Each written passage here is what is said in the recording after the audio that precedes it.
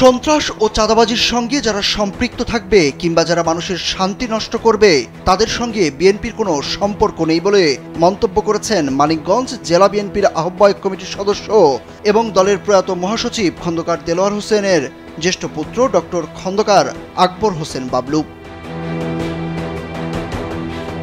শনিবার মানিকগঞ্জের দৌলতপুর উপজেলা পরিষদ মাঠে লিফলেট বিতরণ ও মতবিনিময় সভায় এসব কথা বলেন তিনি। ডক্টর খন্দকার আকবর হোসেন বাবলু বলেন, বিএনপি করতে হলে মানুষের সঙ্গে সংযোগ রাখতে হবে।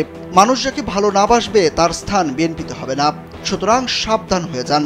এ সময় তিনি নদী ভাঙনে বিপর্যস্ত চরাঞ্চলের মানুষের দুঃখ দুর্দশার কথা তুলে ধরে তাদের পাশে থাকার আশ্বাস দেন।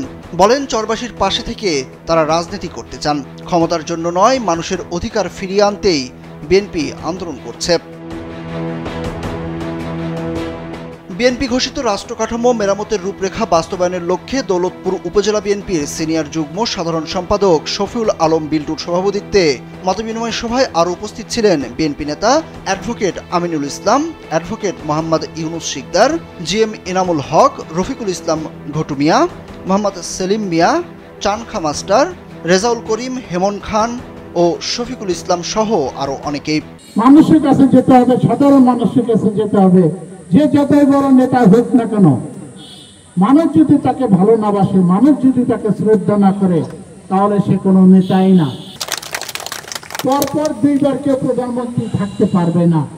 ক্ষমতায় রাষ্ট্রপতি এবং প্রধানমন্ত্রী একটা ভারসাম্য থাকতে হবে, যাতে এককভাবে কেউ স্বৈরাচারী না হতে পারে। তারপরে আর একটা জিনিস দেখুন, যেহেতু আমাদের এখানে বেশিরভাগই কৃষকরা সারা জীবন কষ্ট করে ফসল ফলায়, কিন্তু তারা উপযুক্ত মূল্যটা পায় না।